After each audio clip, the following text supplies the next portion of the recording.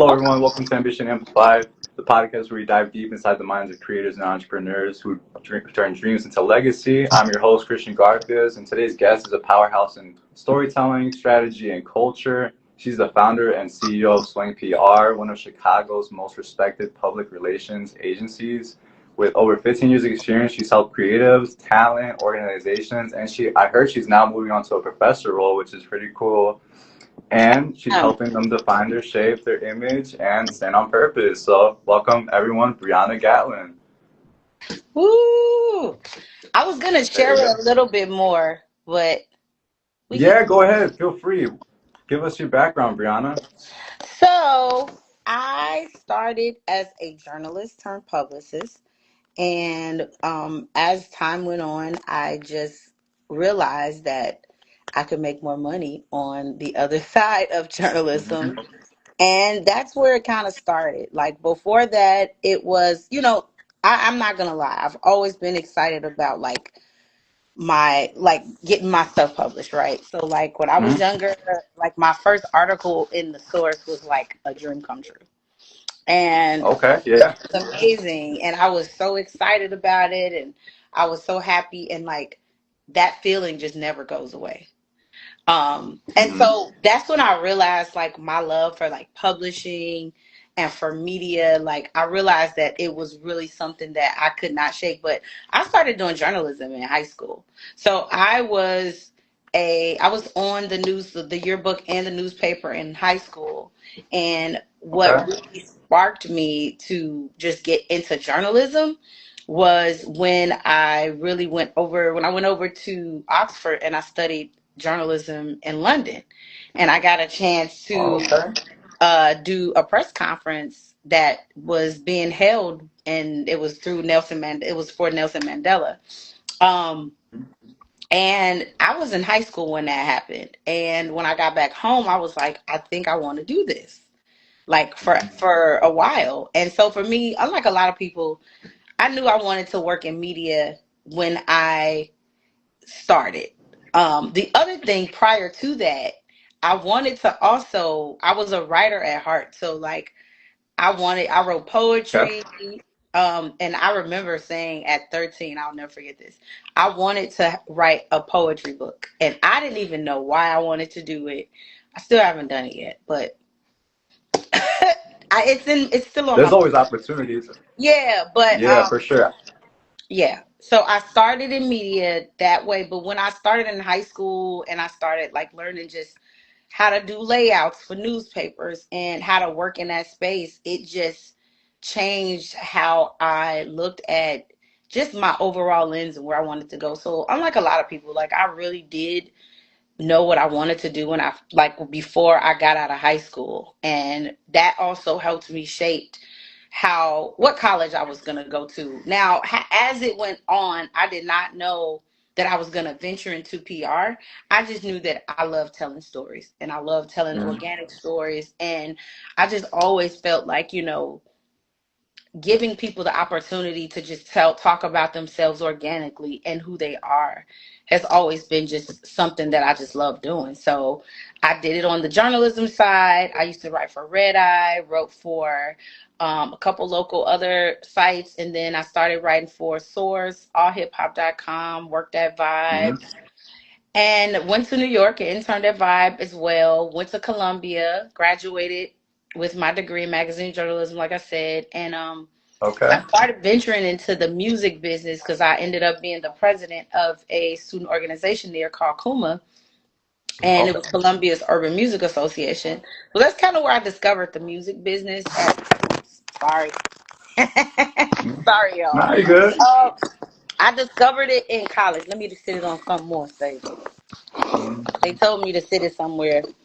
You can tell I'm like I've been working, so it's been a long it's been a long week for me. I just got back in town, Nah, but do you? You good. after that, it just became like even more infused because I love music, I love journalism. So I was like, I should combine these two. And then I started my first blog, which was called Chi Town's Hip Hop Publicist. No, Mhm. journalist. See, publicist, journalist. Chi Town's Hip Hop journalist. And after that, it went on from there. And I was writing about artists, I was breaking artists. I ended up breaking artists both ways. So I was breaking an artist by writing about what was coming up next. And I transitioned into pretty much working with those artists and helping give them the storyline and the narrative and the tools they needed to tell their story so that we could build them up and break them. And eventually, a lot of them went on, like the G Herbos, I worked with Lupe, I worked with Katie, King Louis. I broke a lot of artists in Chicago, and I always forget half of them when I bring them up. But I just got to see a lot over Yeah, time. you got a huge catalog, I feel like. Yeah. So I know I did a lot of talking in the beginning, but you asked me about the beginning. So I wanted to just give you kind of a nice range of where the storytelling aspect came from.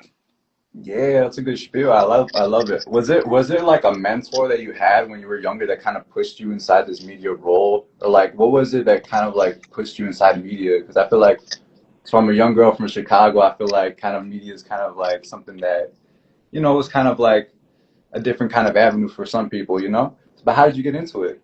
I mean, honestly, I had mentors, but Hmm. my mentors were like, okay, so I can name three mentors right now off the top of my head. Okay.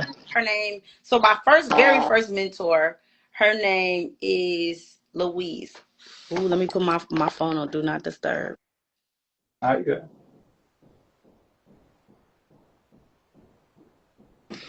So my first mentor, her name is Louise. She's still alive, and Louise was actually a creative. So Hmm. I learned how to do art. I learned how to do just be an artist and be creative and expressive. Right.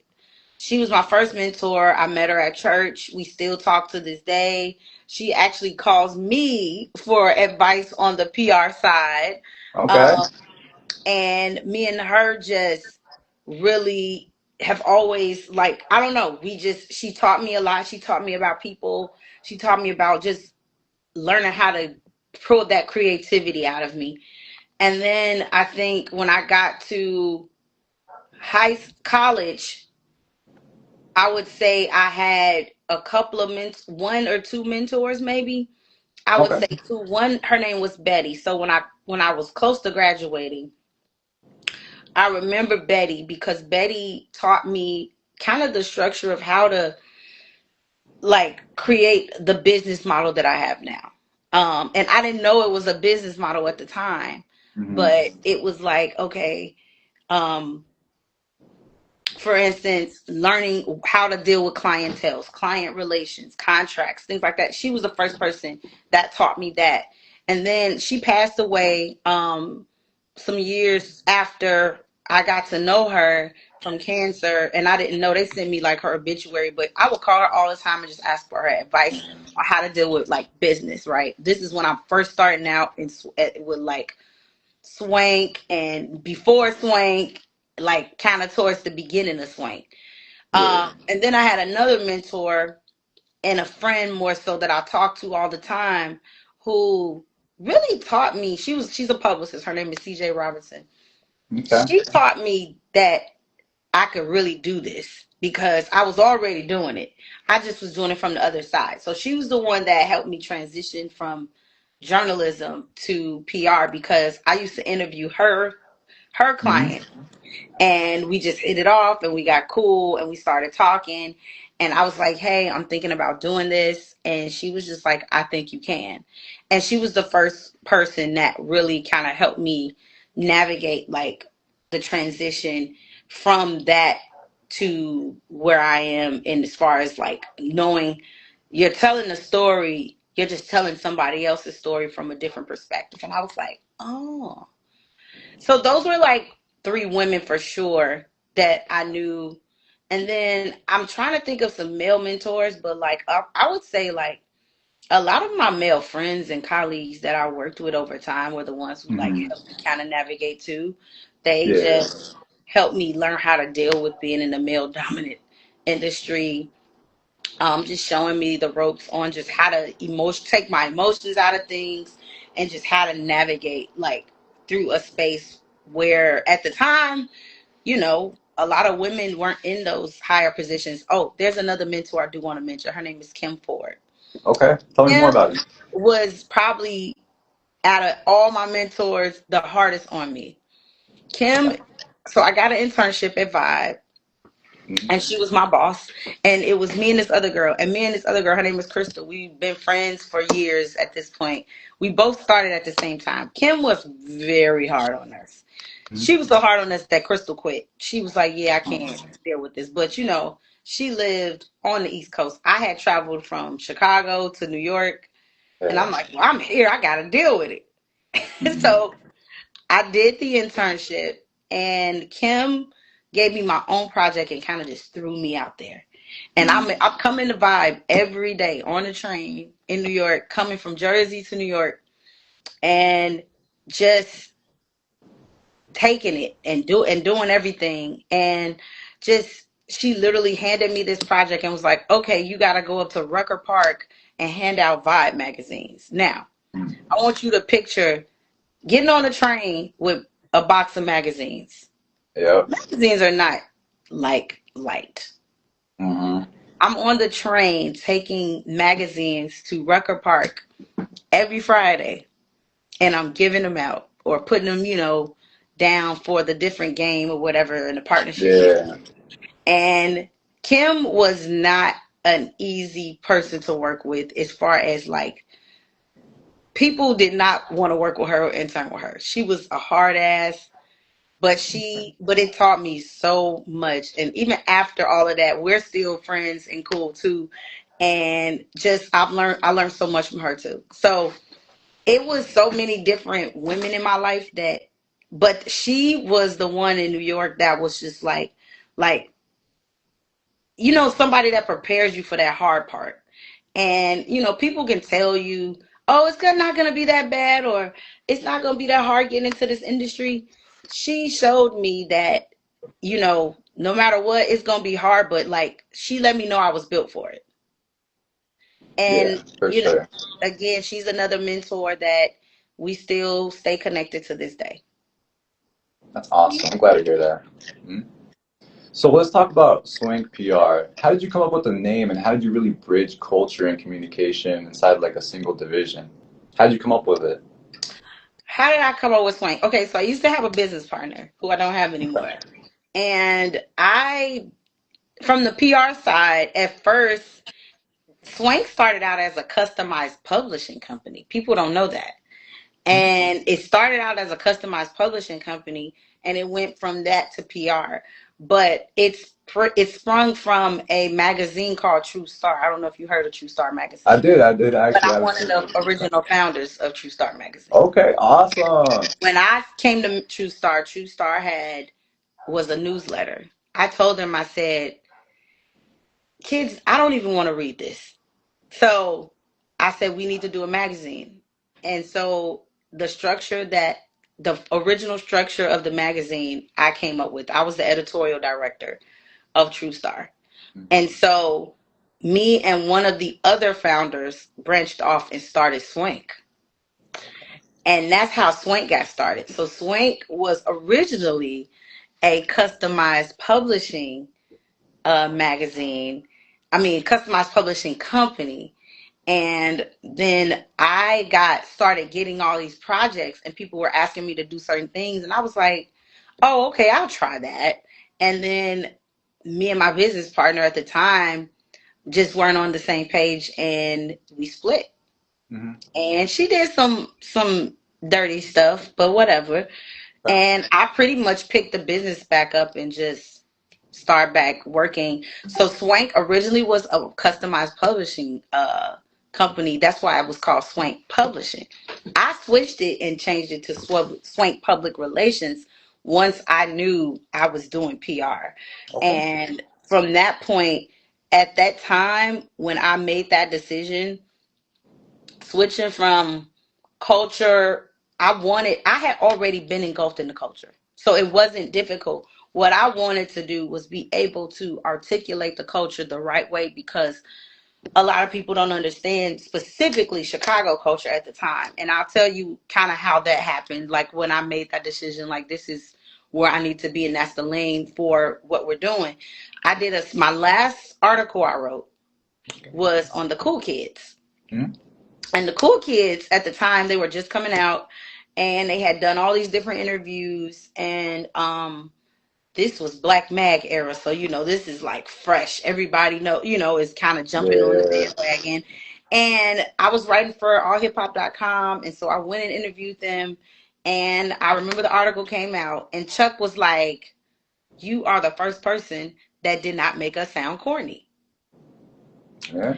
And I said, "Well, am I one of the very few Black people that have been writing about you guys?" He said, "Yes." And so it let me know that there was a void and that there needed to be a voice in that space. And I think that's where I figured out what my lane was going to be. And that's why I specifically started working with hip hop artists, because I think a lot of times if you don't understand hip hop and if you don't understand music in the culture, you're not going to be able to tell the story effectively because you really don't get it. For sure. And so for me, that became my space. Mm-hmm. Your niche, yeah, for sure.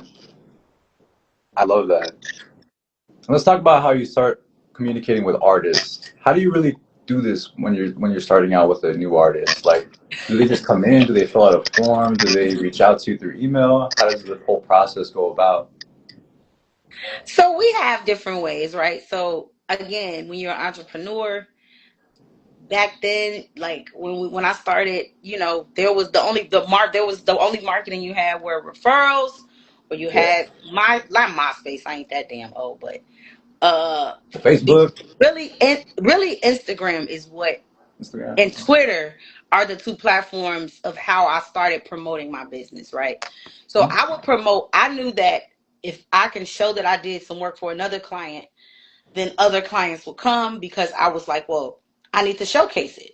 So I knew automatically, let me showcase what I'm doing with the other clients. So what we started doing was promoting our press placements online, promoting the client's content. We were doing that before it was a thing, but I knew that it would pretty much bring more business, right? So boom, we started getting inquiries. We get inquiries based on either social media. Somebody will refer us. We'll get an email. I'll meet somebody on the street. They'll be like, or at an event, they'll be like, "Oh, I'm familiar with the brand or the agency. Would love to work with you guys." So, and that's how it usually happens. It's word of mouth. People seeing us online.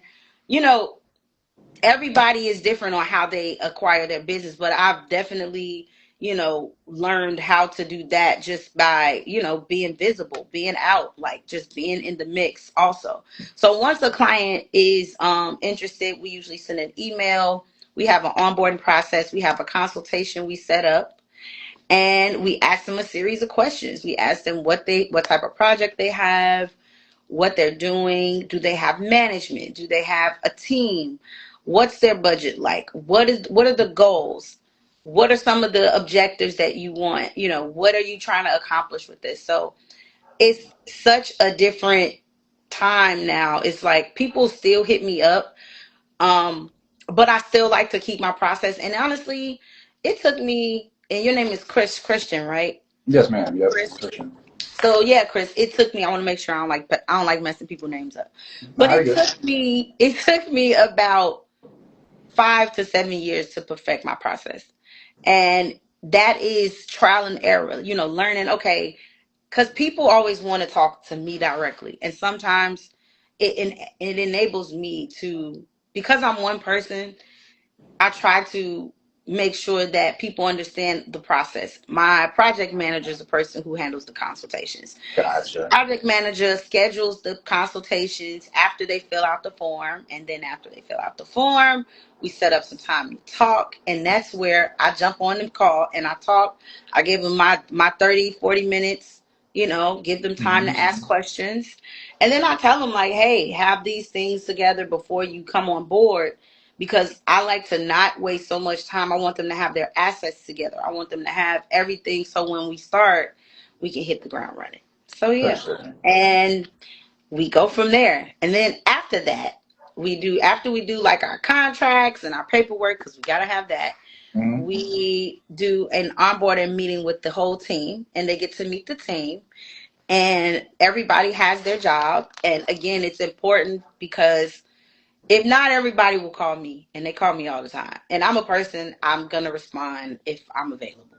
So I try to be very mindful of my time and also like what I'm doing, because I have to tell people, well, if you're not a paying client, I can't spend too much time with you because I have clients that have paid me that expect me to do a job.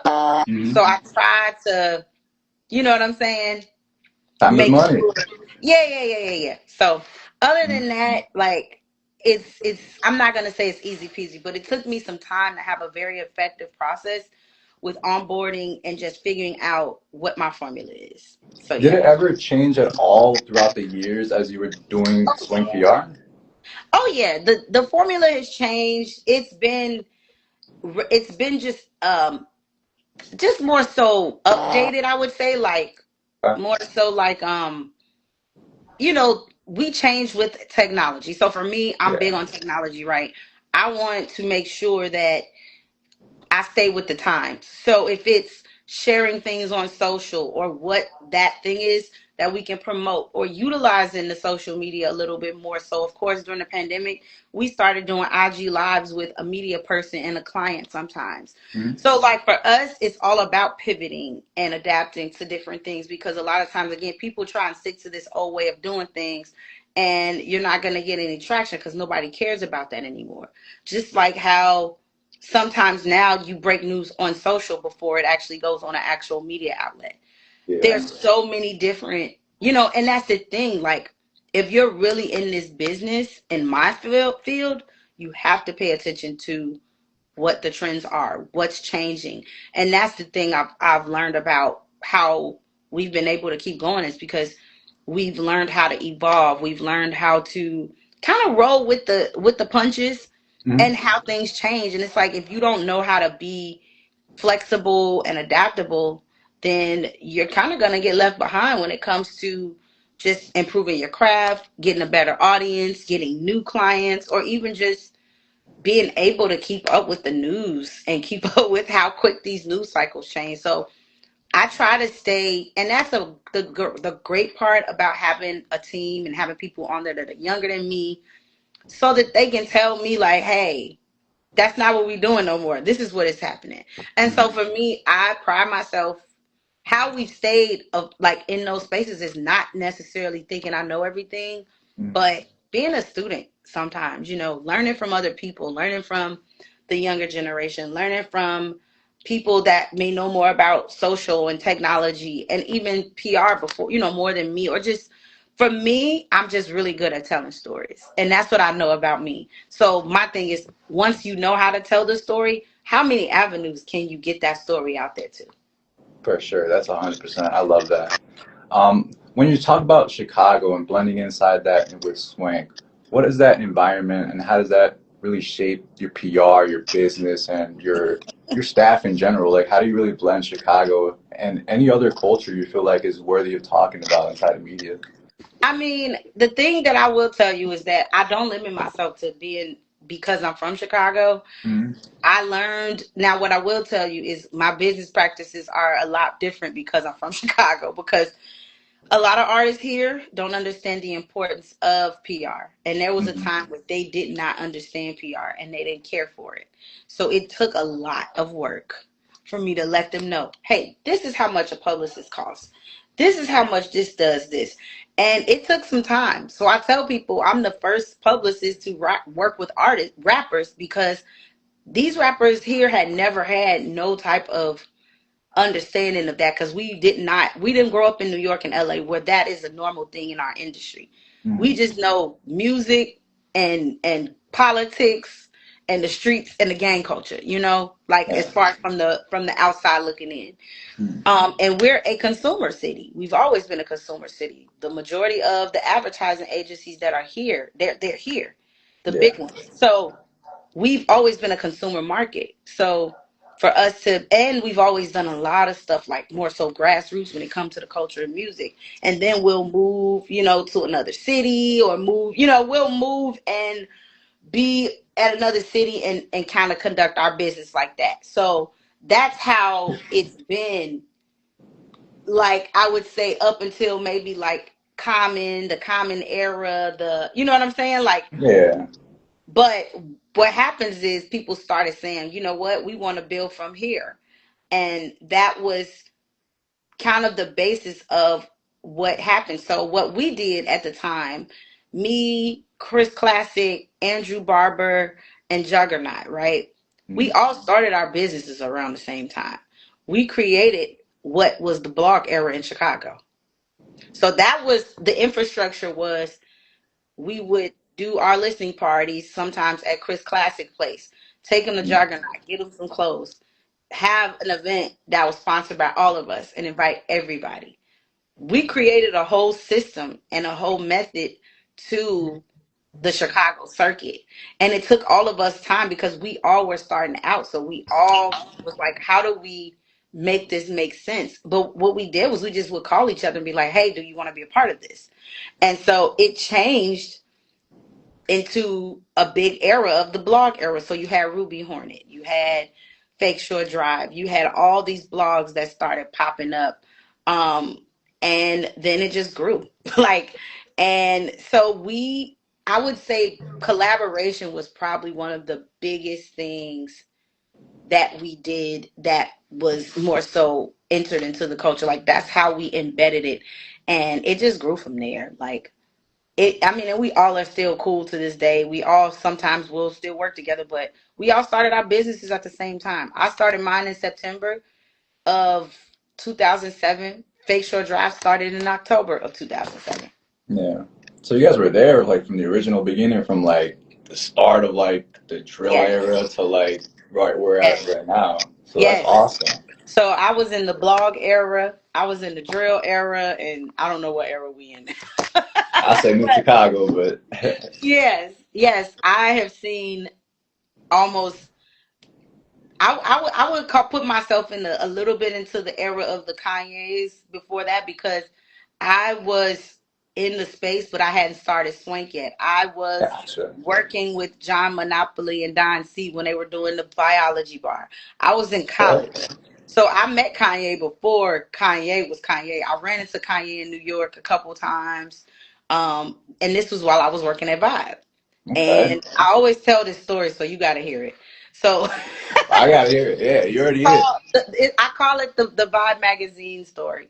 But I ran into Kanye in New York, and he wanted to get in Vibe. And this is when Blueprint, I mean, not Blueprint, this is when the first Blueprint was coming out, when he was dissing Nas. Jay-Z, right? Yes. And Kanye did the beat. So Kanye was like, I ran into him, he was like, man, you need to try and get me in Vibe. And he telling me this is gonna happen. And I'm like, he was like, yeah, Hope gonna perform at that Summer Jam. And I'm like, okay, cool. And I'm from Chicago. I'm like, he was like, can you get me in Vibe about this? And I'm like, I told him I'm an intern. I don't know what I can do, but I ask. So my boss, Kim Ford, at the time, who I was working for, sent me down to the music editor's she sent me down to the music editor's office at the time, which was Shawnee Saxton. And Mm-hmm. Shawnee, I asked her, did she know who Kanye was? And she was like, oh, I know who Kanye is. And I was like, hey, he told me exactly what to say. Of course he did. And this was when Two-Way Pages was out. So I'm telling my age now. but but when I told her his field that he told me to tell her, she said, oh, well, I just don't think he's relevant enough. Oh my God. Oh Why my did you? goodness. Right. Well, we know the answer to that question now. Yeah. But he hated Vibe after that. And Mm-hmm. he would not do an interview with Vibe for a long time until they gave him a full good music spread. And I guess it was even by that time. But Mm-hmm. yeah, yeah. That's my Kanye story in regards to, I tell everybody this story because it says it takes more than a magazine to kill my vibe. But Yeah. so it was a different time. So you had that era. So I learned from that, they were like my big bros in that space. And then after that, blog era came, then drill era came. So yeah, and then I would call it post drill. Yeah, for sure. Hmm. 100%. And let's talk more about Swank. Like, what was the whole mission when you started it? And what did you want to do differently from traditional PR firms that you saw around the area? Um, Kind of what I talked about earlier, like telling the story the right way. Like I felt like when Chuck told me that, it just sparked something. Um, Swank, I didn't know it was going to be what it is now, and I don't think I knew that I would even be in this space this long. And it's just been like when I it's my company is 18 years old this year, Mm. so my company is an adult, you Yeah. know. It went from And child to adult. yeah, and I really just wasn't expecting it to last this long, to be honest with you. And when I started it, I didn't know where I was gonna be and what I was doing. I was just like, I don't have a job. I got to do something. And that's really what happened. Like, I didn't wake up and say, oh my God, I'm gonna start a PR company. It was literally like, oh my God, I couldn't find a job. I had been looking, looking, looking. I had got laid off from my 9 to 5. I was a grant writer and I couldn't find a job. And I just started it out of need. And I didn't know I was going to be still, you know, doing this. But I've always been good at telling stories. My 9 to 5, I was a grant writer. I used to have to write about programs and what the kids were doing and what the bit, so like I spent my whole life telling stories, even from poetry, from the poetic side to doing it in high school. So I feel like Swank is just a culmination of all of the things that I learned about writing, and also distinguishing how the thing I would say that's different about Swank is that the way that my brain works, it doesn't work like a typical publicist because I'm a journalist at heart. I went to school for journalism. So I just think a little bit differently. The way I think about timing and strategy, and how I feel like things can be executed to look a little bit more successful from the bird's eye view versus from that small view that we may be sometimes looking at things from. And I'm very frank with my clients. I Okay. don't hold back. I don't lie. Like, if somebody's music is whack, I tell them. If I can't do it, I say I can't do it. I don't blow smoke up people's asses. You know what I'm saying? To be like, oh Yeah. yeah, I'm gonna blow smoke up somebody's ass because I just know that I want this check. It took me a long time to learn a lot about integrity. Not a long time, but it took some bumps on my head to be like, okay, if you don't like this, you can't push it. And that's the thing. Like, I had to learn how to be true to myself and to my business. And that's, integrity is super important to me. And that's what's always been important to me. So I'm super transparent with my clients. I'm transparent with everybody that I've worked with because I like to not, feel like I'm overselling, under delivering, but also just I'm not a liar. So I don't want to be looked at as that. And a lot of people that claim they do this, they don't really do it. And it's easy to do something social. It's easy to pick up, put a press release out and keep it moving. But also, like, how do you brand this client? How do you roll their campaign out? They may not want to do something that might be corny to them, that might not be corny to you. So for me, I've learned also how to, like, keep people in their organic selves, in their organic spaces, because a lot of times people will push up them to do stuff that they're not really comfortable doing, and then they got to keep it up, and now it turns into something. So for me, it's all about authenticity and being organic to who you are. And I think that's kind of how I am. And I think that's why I've been able to sustain myself, because I haven't necessarily not been myself, if that makes sense. I've always brought my authentic self to the table, even if it wasn't the best. I For hope I sure. answered the I question. feel like in a way, Swank was like your characterization in a company. I feel like it was like a blend of like everything you learned, but it was like all right, it's going to be one single entity now. It's going to be Swank. I feel like that whole company kind of like vibe just kind of describes you and your tribulations, your journey, and all that. And kind It's of like you're also your gold standard as well of like keeping up with authenticity and being transparent too. I can't help it. I really can't. If I grew up, I grew up with a certain set of morals and values, and everybody, some people can, divvy away from it and venture away and kind of not necessarily, they can ignore how they grew up or how they were taught. I personally can't do that. I'm just not a phony person like that. For So sure. I love how you embraced it, for sure. Let's talk about what PR really means in practice. For those of us who don't really know, can you walk us through what a full campaign really looks like? When an artist kind of like goes ahead and says, yo, I want stuff changed, I want stuff kind of like reformulated, I want a new campaign. How does that really collaboration kind of work between you and the artist? okay, this is so funny because I just had a call today with the client, and we've been working with this client for maybe a month. And no, it's been like maybe almost about mid month. So Okay. the client, we've been working with them. Is trial and error sometimes if it's like the first time. So the thing is, it's all about asking the right questions too, right? Okay. So when you're formulating a campaign, there's things that sometimes clients don't bring up that are going to be necessary and relevant to working with them or how to tell their story, and they may be like, oh, it's no big deal, and you're like, actually it is. This is what you need to add in. So my client Jewel, she worked in tech. She has a online YouTube TV show now that Okay. she has, but she went from tech to doing kind of her own content, and she's a filmmaker, and she's done stuff with Marble and all these different tech companies, and I'm like, Yeah.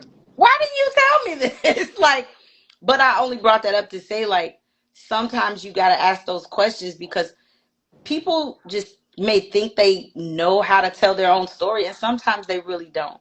So what you have to do is ask them the right questions. Sometimes it takes prying them a little bit more so that you can pull, the right information out of them, because a lot of times they may not even realize it's a real part, as part of the story. Yeah. But you have to tell them, like, no, this is a part of your story, and this is an important fact that you're leaving out. And they'll be like, oh, I didn't look at it like that. I'm like, well, you can't just assume people know who you are. And so I try to give people a perspective of looking at it from somebody who doesn't know you. Because if I'm a journalist, because I think like a journalist, Hmm. but if I'm a journalist and I'm seeing your email come across and there's nothing exciting or really relevant, I may open it, but I may just open it and read it, and that may be it. And Yeah. so for me, it's about what is going to catch their eye when they're doing this. So how we lay out our campaigns is we'll create a strategy. So I'll do a scope of work, put a plan together, what we need to roll out, and sometimes you get to everything, sometimes you don't. But I'll roll it out maybe like a monthly plan, put a scope together, tell them what I think the angles are, what I think the perspectives are, what are the key points that we should drive home, and what the call to action is going to be. Sometimes the call to action is downloading a single, or, sometimes the call to action is buying a product. Sometimes the call to action is just awareness. What Yeah. is Coming that to call an to event. action? Exactly. Come to an event, meet the person. But a lot of times, you know, it's hard to sometimes articulate how you want that campaign to roll out. You know what I'm saying? Yeah. But I try to do it as much as possible and be as clear as possible. And again, it took me time to learn how to even do that, to like write it out, to be able. And I also like to study the clients and learn things before, so I can know exactly how I want to roll out that campaign or create that scope. Because again, it's all about how you tell the story. So how do we tell the story? Well, there's different angles. If I'm a girl from Chicago that also grew up in Cabrini Green, and I'm a talented dancer, but my mom used to dance for Alvin Ailey, think about how many angles you can come from with that. Yeah. You get what I'm saying? So you got Hmm. the dancing history, you got the legacy of dancing, you got the origins of Cabrini Green and coming out of this low income community and being successful. And then if you say, hey, I'm a minority, that's another angle. And then, hey, I'm from a big city, and so now there's this success story of rising out of, the dirt, Yeah. becoming successful. But think about how many angles that is. Hmm. For Now sure. let's talk. Yeah, so there's a lot. There's a lot of different things we can do with that. Yeah, of course. One thing I've kind of like recently noticed is that whenever I try to get information out of people or learn more about them, one of the things that I struggle with is like they think that something small about them isn't that large, you know? Whether it be like, yo, like my parents are immigrants, but it's okay, I still make ends meet. But it's like, yo, like you're trying to make a legacy for them. You're trying to make something out of America. You're trying to do something else. Yes, So I love those ideas that you're trying to sprout up as you kind of do with clients. So that's really awesome. thank you. Yeah, no problem. And when you first started Swank, was there any resistance from at any other points? Did people really understand what PR really could do, especially on the independency? When I started Swank, there was no PR agency at all. Like from the culture side, no, nobody understood what I was doing. I Hmm. had rappers, I got rappers right now that still owe me money from back then Mm. because they just didn't understand what it was, and they would be like, well, I don't need a publicist, but they'll have on a $1,000 outfit and couldn't pay me or didn't want to pay me. Yeah. So a lot of them didn't understand the importance of the exposure at the time.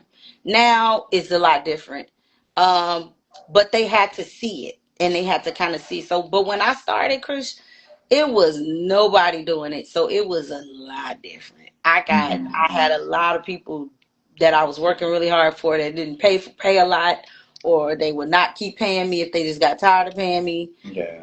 They did a lot of Chicago shit, you know. Hmm. Yeah. But it took some years for people to understand the importance of PR. And when I say I was on an island for a Hmm. long time. And still sometimes I feel like I'm on an island. But it's, I think, this is something I had to learn. When you're a pioneer and you're kind of starting something, you spend a lot of time, alone because you're the only person on that island.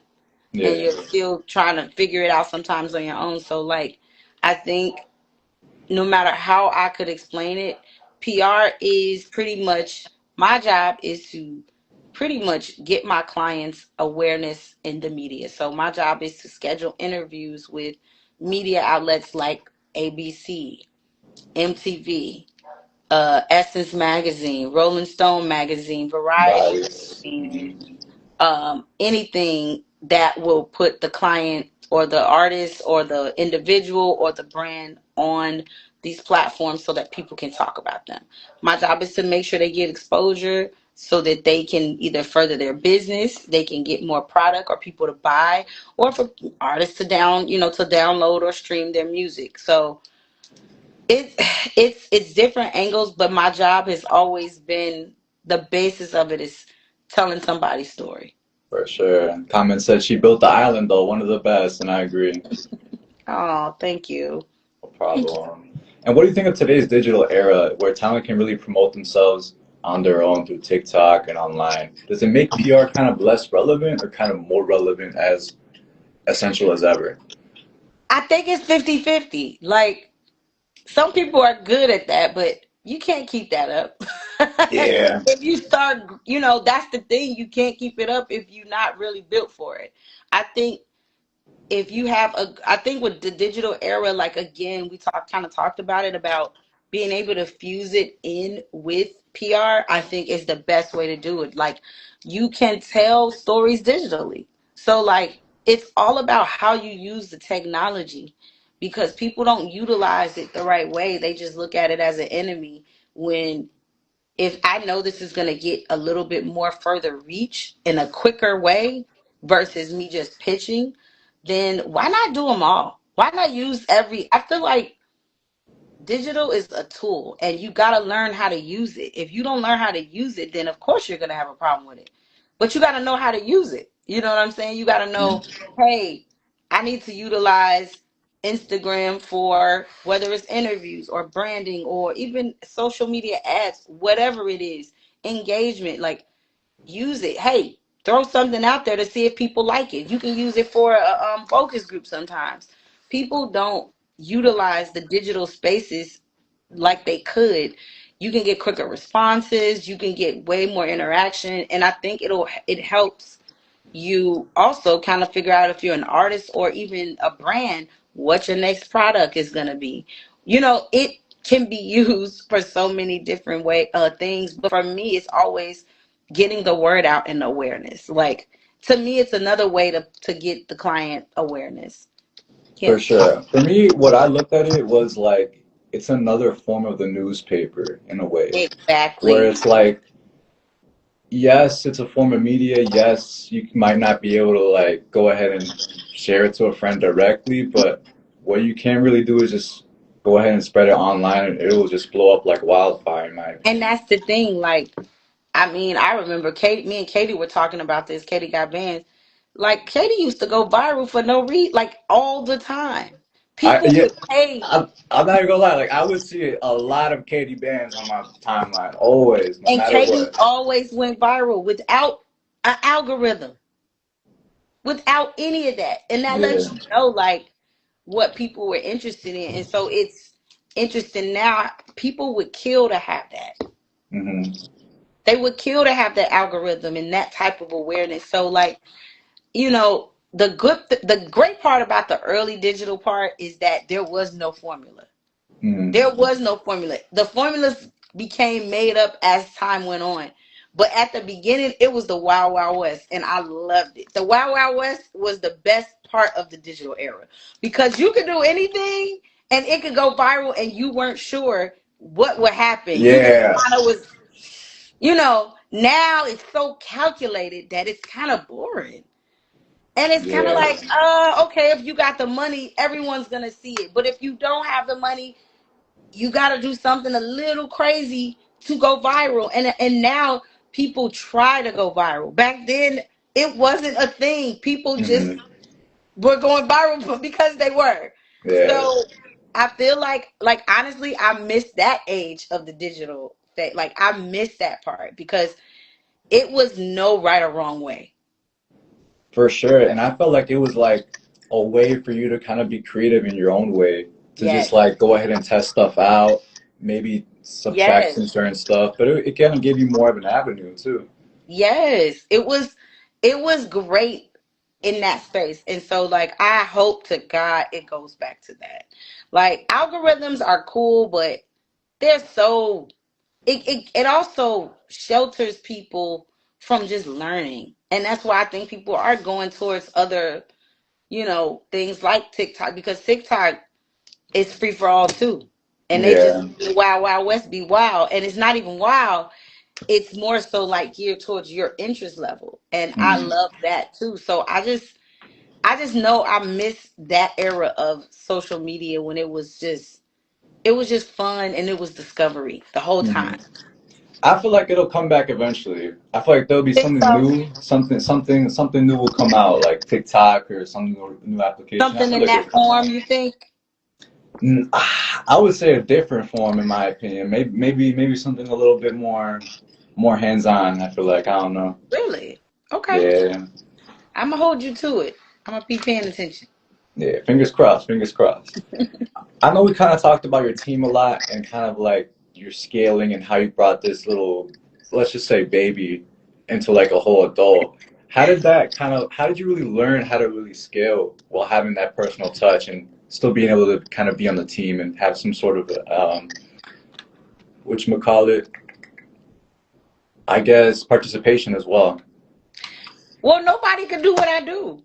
So I had to, and I loved it, and I had the relationships. I think as far as scaling, when I started wanting to like go outside of music and do more things, that's when I started networking out in different places and things like that. And also, I'm just a very verbal person. Like, if I want something, I'm going to say it. If I want to Mm-hmm. network, I'm going to talk about it. I'm going to be like, hey, I want to do this. And then sometimes I would scale by doing something for free for the first time to see if I liked it. to see if it fits me, to see if I can do it. And just by me learning how to tell stories, I ended up working in cannabis, tech, nonprofit. I've worked in sports. I've worked in fashion. So there's been so many different angles of things that I had to learn. But it was maybe I would say my first big scale outside of music was sports. I started Okay. working with Zenny Eyewear, and that was product and sports and nonprofit all in one. And so I just learned how to scale because I realized, like, what are the basic things that people need to know? What do people want to hear about? Again, this narrative. What is it? What audience are we trying to target? Because once you learn your formula, you can apply it to anything. And I think again, people limit themselves because they want to stay in this safe place. But for me, I've always just wanted, like, I want to just grow. I want to keep growing. Um, and I think that's been my participation. I would say growth. Growth has been my goal. Growth has been my participation. Always exploring and learning. Um, Mhm. a new land to conquer every time. Yeah, for sure. I feel like you have like a large portfolio. Like you're really, really talented and like you really do a lot of like cross-cultural work, whether it be like nonprofits or like sports to like different other stuff like cannabis. To me, it's like, whoa, it's like so many different kind of things. So like A you being lot. able to like do all that is like awesome, you know? Well, thank you. Yeah, no problem.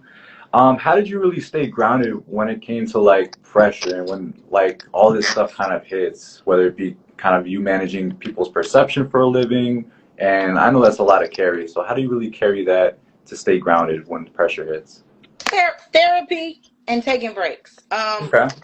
You have to be able to take a break. You have to be able to disconnect. And that was something I had to actually learn how to do. Like, it did not start like that. I was burning out. I was going back and forth, and you're not your best when you're not your best when you are tired and you're in survival mode. And so for me, I learned therapy was a big deal. Um Having an outlet, working out, whatever it is. I smoke weed, so I love smoking weed. Yeah, And for it's, sure. I'll say cannabis for our more sophisticated audience members. But cannabis has always been a very big advocate for me when it came to anxiety, stress. Um, but I would say my biggest thing is when I started taking breaks and I was like, hey, because this is the other thing. Your brain is not going to always function properly if you're not well rested, if you're not in a space to really work. So sometimes you have to disconnect to reconnect because Yeah. you start feeling like you don't want to do it anymore. And I've been down those stages where I'm like, I don't want to do this anymore. But I have moments where I'm like, oh, it's time to take a vacation. Yeah. And not think about it. And I think people in our world and in our, at least in our country, we feel like we got to work, work, work, work, work, work, work, and we Yeah. don't stop and we don't take a break. We don't take a breather. You have to do that. That's how you get new ideas. I've been on vacation and came back with new ideas. Hmm. Came back happy, refreshed, able to just be more pleasant, be present. So you have to be able to disconnect sometimes. I'll give you a great example. Yeah, go ahead. Um, what was Herb album that came out in 2021?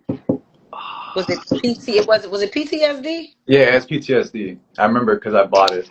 Yeah. So we did the listening party at Soho House, Okay. and it was on my birthday.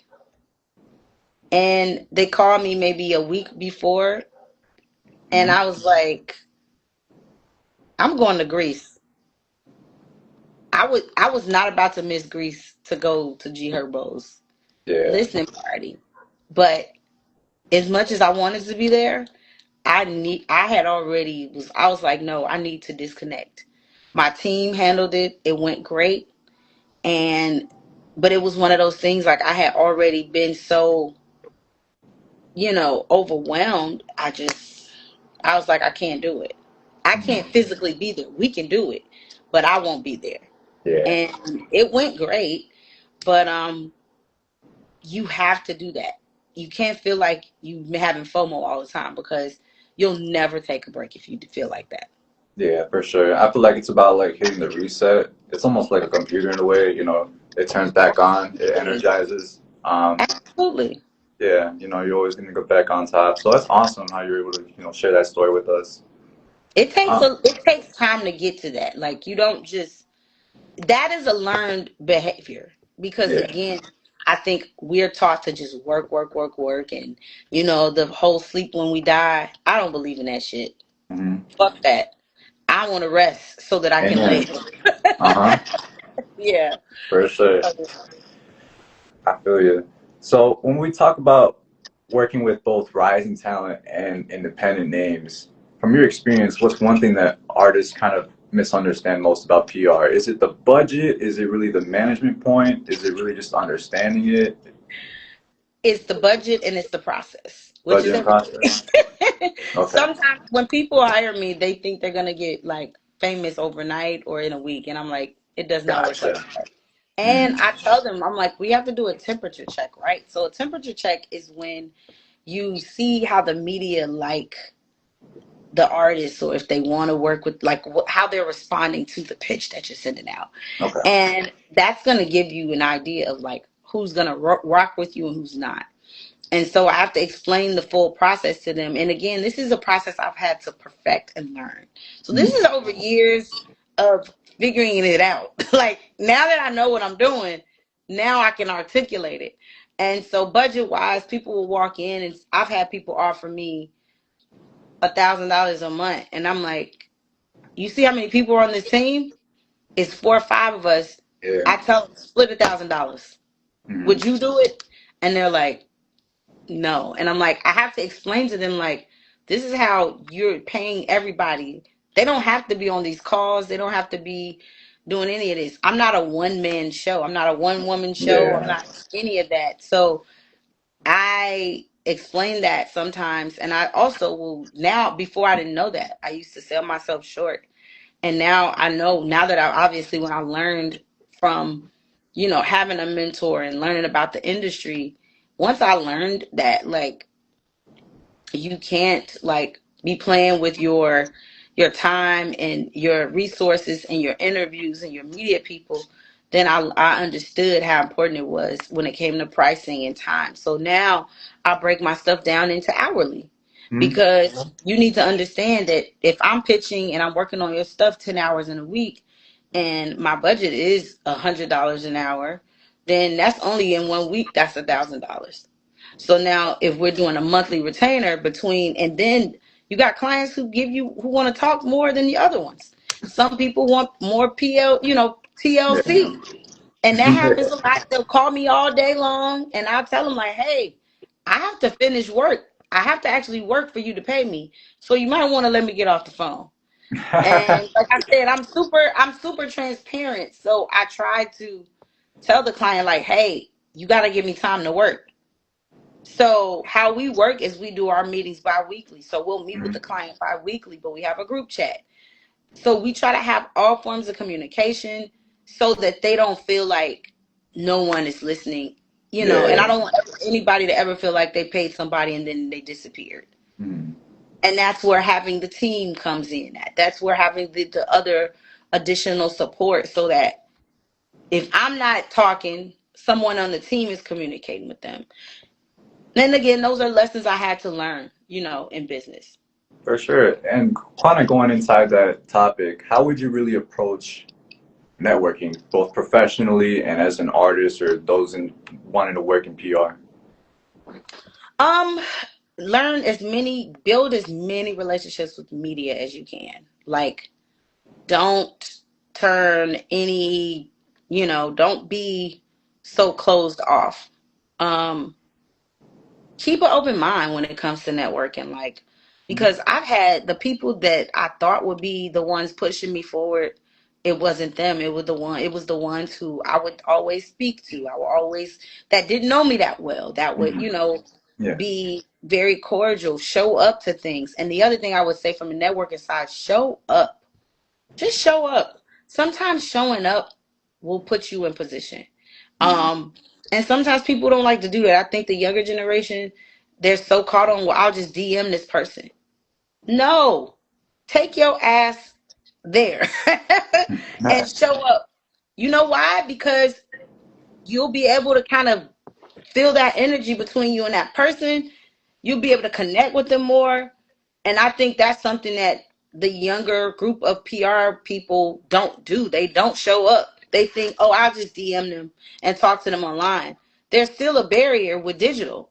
You Yeah. still need to be able to reach out and touch somebody and connect with them literally. And that has been a lot of why I have so many relationships as well. Mhm. That's dope. Just not being able to like be afraid and just being able to put yourself out there. How would you really build that skill when you're kind of navigating this space? Like, do you just like go up to every You gotta person? Do you do just like test yourself, No, you just go introduce yourself. introduce yourself? Okay, You can also do something like talk to them online first, and then they may invite you to something, and then you go, so that it's not so weirdly awkward. I You feel know, you. some Okay. people will awkwardly just meet you, and you're like, okay, I ain't Hmm. never met this person, I ain't never talked to him. But if we've been talking online, now you got something to say. You can say, hey, we talked. I'm so and so from Instagram. We were talking about this. That's Right. your lead in. That's the Sometimes, rapport. Hmm. there we go. But if you are also connected with them in person, now the relationship changes. Hmm. So it really depends on you. You know, you can't be an introvert for real working in PR. Yeah, for sure.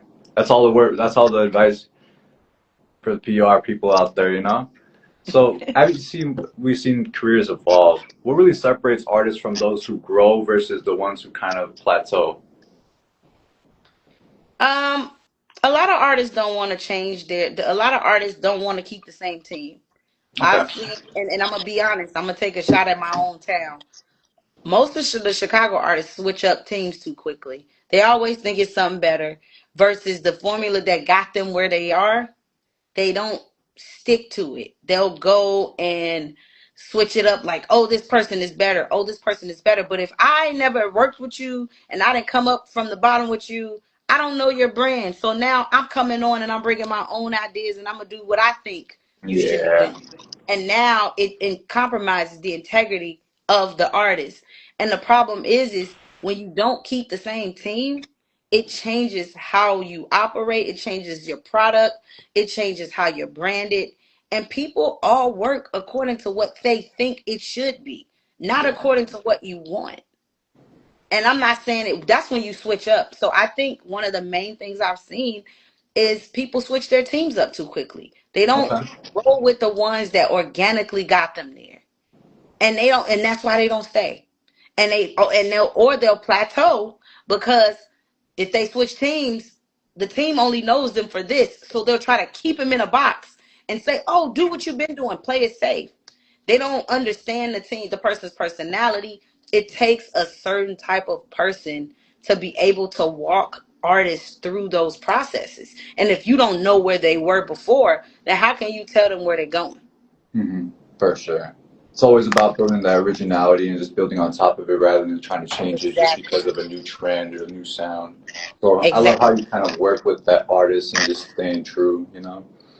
But that's awesome. It shows that PR isn't really about hype. It's really about alignment and longevity too. So we're gonna start out the segment with a little game, Brianna. It's called Off the Record. Just some rapid fire questions. You ready? Yep, I'm ready. I like rapid fire. All right, for sure, for sure, for sure. What was the first artist you represented? GLC. GLC. Okay. Can you give me From a little story? me and GLC, that's my boy. We've been friends for years. He was the first artist that believed in me.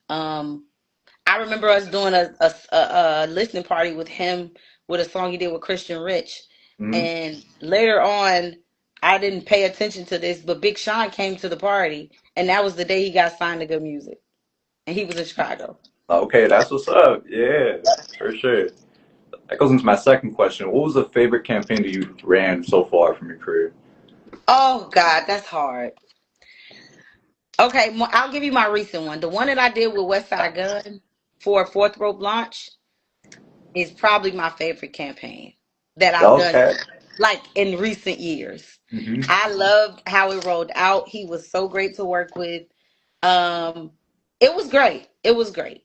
I enjoyed it. It was fun. He was such a good sport. He did whatever we asked him to do. It was great, That's what's and it up went for sure. viral. Yeah, I did peep it. Yep. All right, Brianna. What was your favorite? What's your dream artist or brand to really work with? My dream brand. Oh, artist. Ooh. Or artist? Yeah. That's a good question. Ooh, who would I work with? You know who I would work with that I would love to work with on some.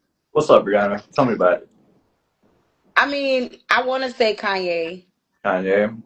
I've worked with him from the journalism side, but Okay. I probably would get into a shouting match with him, but I wouldn't mind.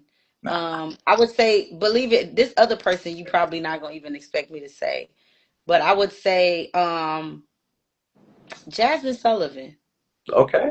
I'm a fan of her music, and I would really want to brand her. And I just feel like she didn't get a chance to get her flowers, Hmm. and I feel like she would be somebody I would want to work with to just kind of get her to that point where I think she would be. And then on the brand side, I would say, hmm, I want to say like, I don't want to say Nike, but I would say New Balance, but I feel like Joe's done a great job with them. But again, on the PR side, I feel like a lot of culture and things that we've been able to change, I just feel like we haven't been able to tell the story the right way. Like specifically on the sneaker culture side. Hmm. I love working in product and in sports. So I just feel like again, there's so I would utilize like an Angel Reese to tell a story about on the sports side. But just an athlete overall, I would say, somebody that was in my generation. I wouldn't work with Michael Jordan, but I would say somebody younger than me or a little bit, in my age range. So I would even say like a Kyrie Irving or a LeBron. I've worked with LeBron actually. Okay. So Shout out to I, LeBron. yeah. Yes, sir. What's the most underrated part about PR for you? Oh my God. The most underrated part? Yeah, like the part that people would say it deserves more flowers, but isn't really, Oh, the pitching process. pitching process. Okay. Listen, just today. Hmm. Today I sent off about 200 pitches. Now, So was this that recorded or is this like just like you just sent out these no, letters? I'm just emailing 200 Emailing? journalists about Okay. clients all day long, Hmm. and that's what I do all day. Yeah. um, it's the back and forth. It's my favorite part of the process, and it doesn't get the proper flowers that it gets because I've even had my interns or anybody that's work with me be like, "How do you do this all day long?" And I'm like, "I don't know. I like doing it. It's just like I like to see what's gonna happen. I want to see who's interested, and Right. I So want like to see how the clockwork. story resonates with people." I Mhm. would say that's the most underrated, and also like how much work we put in to promote our clients. Like people don't know, like going to events is fine, doing the interviews is fine. It's the fact that we have to do all of that stuff and still get up in the morning and work. Mhm. And people think, oh, it's glamorous. All you got to do is be on the side of the client. No, no, no, no, no, no. Sometimes I just had to call a client at 5 o'clock in the morning when I was in LA because NBC reached out to me an hour before that, and they were Mhm. like, "Can you do an interview in 5 hours?" So it's those nights and those moments and that time, like being able to make some shit happen at a in Yeah, a out quick of fashion. nothing. Exactly. Mhm. Yeah, out of nothing, or you're asleep and you're getting interrupted, and you really want your client to get this story, so you get your butt up You and you grind. call your client at 5 in the morning and say, "Hey, NBC wants to interview you. I need you to be up in 5 hours." Nah, but that's dedication right there. Yes. So that Shout- is very underrated Yeah, for shout out to sure. Brianna. Shout out to that process. All right, Brianna, would you say is coffee or meditation to start your day? And by meditation, you I mean by that green. Do I have to pick one? You could pick both if you want. I do. Okay, because some days it's coffee, some days it really is meditation. Like, Okay, it really depends. So I try to spend my first hour not doing anything but what I want to do. And gotcha. the first thing I do in the morning is meditate. That's awesome. Do you have like a moment in time that you always wake up at? Do you have like a special saying you So say to yourself?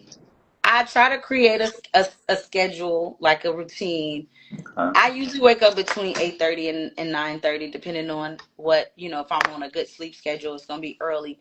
And that first hour, I'm usually, I'll put my headphones in or I'll turn my phone on and just do my meditation. I try to do like maybe 10 to 20 minutes. Um, Okay. and just not have my phone, because we wake up and we get on our phones. So Mhm. it's a habit to just kind of break that habit. Yeah, for sure. I love how you're trying to change that. So, what's one thing that every artist should stop doing right now? It should be Uh, changing every, every everything. artist should stop trying to do everything themselves. Okay. DIY is not what it used to be, and it never Mhm. was. DIY should not be do it yourself. It should just be, I don't know, do it yesterday or so. I don't Do know. it yesterday? Yeah, maybe. Do Yeah. it. Yeah, but I think everyone wants to. I don't know. I don't. The older I get, I don't want to do everything myself Mhm. because I want to live. Yeah, of course. People will run themselves to the ground. So I would say Mhm. they should stop doing it themselves because they don't have to.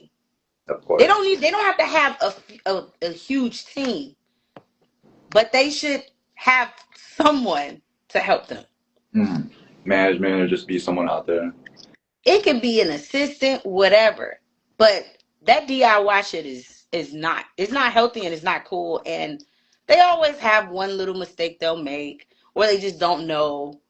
They need to have some help, even if it's just on the support side, whatever that means. But they need to have some extra help. I That DIY shit is not what's up. Not it. For sure, for sure. And let's talk about your most memorable press moment for PR. Like, what was that like for you in your career? That is a very difficult question to ask. My favorite press moment. Oh, I don't know. Too many to count? I will say my favorite press moment. I got it. I got Okay. two, but I'll give you the one that I was gonna talk about. When I did the Jay-Z and LeBron party, and Hmm. it got covered in USA Today, and it went viral too, and it was all over social media. And Jay-Z was there, LeBron, it was Okay. Jeezy, Julius Peppers, Sierra Marie, everybody came. It was a party called a blackout party. I Hmm. actually got an article about let me show you something. Yeah, go LeBron. ahead. Here, I'll pull it off the wall actually. The red eye covered it, and this was the article. Hey, okay. Yeah, for sure. I think I did see that article too. Yeah, so this was when LeBron came to the shrine, and he did a party when they were still trying to get him to, like, sign to Brooklyn, and Jay-Z came, and Hmm. it was cool. It That's was what's cool. up. But it went national. And I was like, it's a party. I'm like, it went it went national. We did Yeah. PR party and it went national. So that was Yes, probably my, man. yeah, that was a great press moment because, and I would say this one. Hmm. This is when I got Okay. covered in the Chicago Tribune That's what's for up. um for my festival that I did. Okay. I did a festival in what year is this? In 2022. Okay. Yes, called the Purple Block Party. Mhm. And so there's been a lot of different moments, and I would say my other one was when I did an event with the Gorillas for the Plastic Beach Tour, That's what's and up. we got some private. It was a private event, but we got some really good press from that as well. That's great. I'm so happy to hear about those accolades with you and your career. Yeah. So what's your personal motto as well? My personal motto is authenticity and being true to yourself. Um, I just feel like we, when you're not true to yourself, every day you got to get up and put on a mask. Yeah. And that takes a lot of work. And it takes Mhm. a lot of work just to be self aware too and be true to yourself. And that's the other thing. It's about self awareness and just understanding you, understanding when you're not having a good moment, understanding when you are not in a good place, and being able to recognize it and say, you know what, I'm a I'm gonna stay home today because I'm not in a good place. Or Right. just, I think for me, my mantra is definitely self awareness, but also just being authentic to who you are. And sometimes that means like I don't want to be bothered. And I think again, people try to put on these airs and these masks, and social media is good for that. Like we're good for saying, my life is perfect, everything is great, and it's not. Half of these people don't have their own place to live, or they're not living in the best conditions, or they spending all their money on clothes to look good for social media, but they're broke as fuck. Mhm. Like it's just a lot of misconceptions, and so for me, I've just always decided that I was just gonna be the most authentic version of who I am, and That's what's up. fuck everybody who ain't trying to do that or who doesn't Yeah. accept it. And it took some time to get like that, because you deal with a lot of anxiety and you deal with people judging you, especially in this industry. And I've learned, like, if it's not for you, if it's not a good fit, it's okay too. If certain things don't mesh, it's okay, but I'm not gonna stop being who I am For sure. because of Just that. because one So person said something or whatever. yeah, or just that might not be their forte, and that's okay too.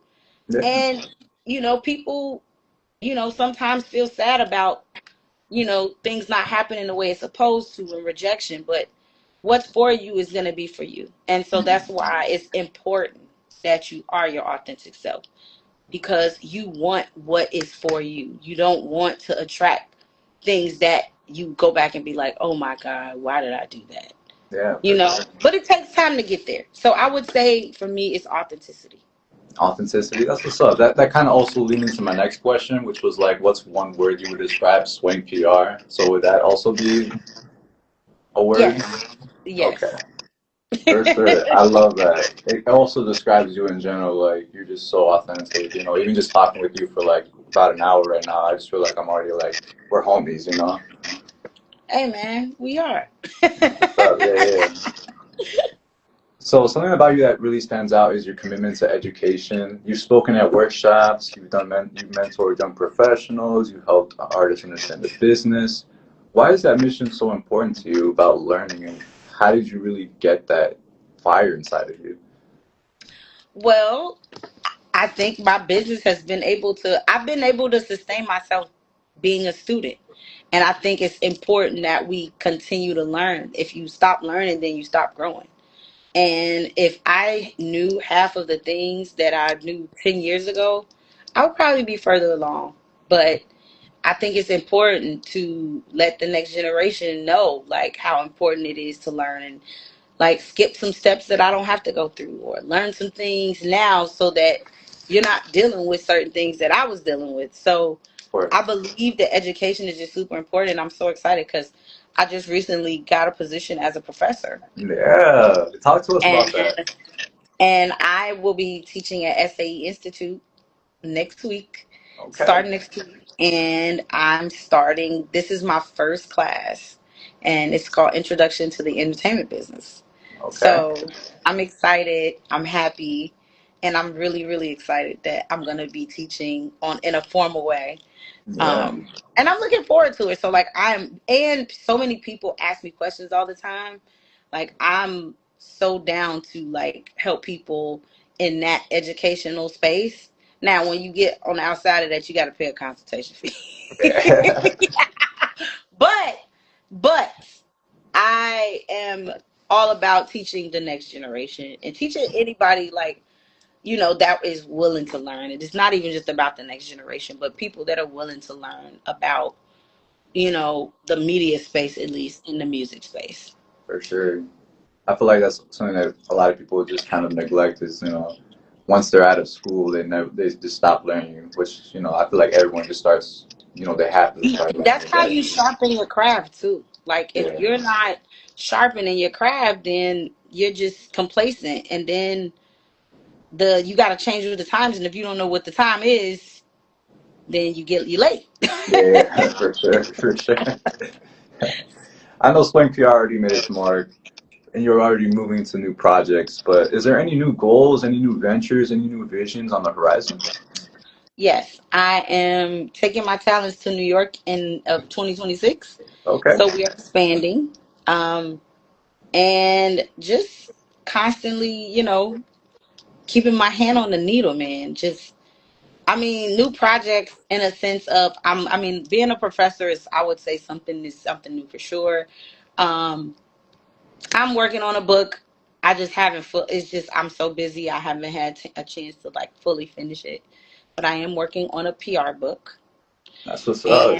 And yeah, because so many people ask me, so like again, now that I'm in this teaching space, I want to, Give them just the keep method. going. Yeah, Yes. So for that's sure. something I'm working on. I have a couple of cool little, client interviews that are coming out. I have a client that just got in Forbes. Um, so it's a lot of great things happening. I'm working on a movie right now. Doing PR for a movie, not my own movie. Ah, But okay. yeah, like it's just it's upward and onward. That's what's up. I'm so proud. Oh, I didn't hear you, but Oh, it's okay. I'm so proud of you. That's really dope. oh, thank you. No problem. And this is one question I always ask every guest, but what does ambition really mean to you, and what does that really mean to Swank PR?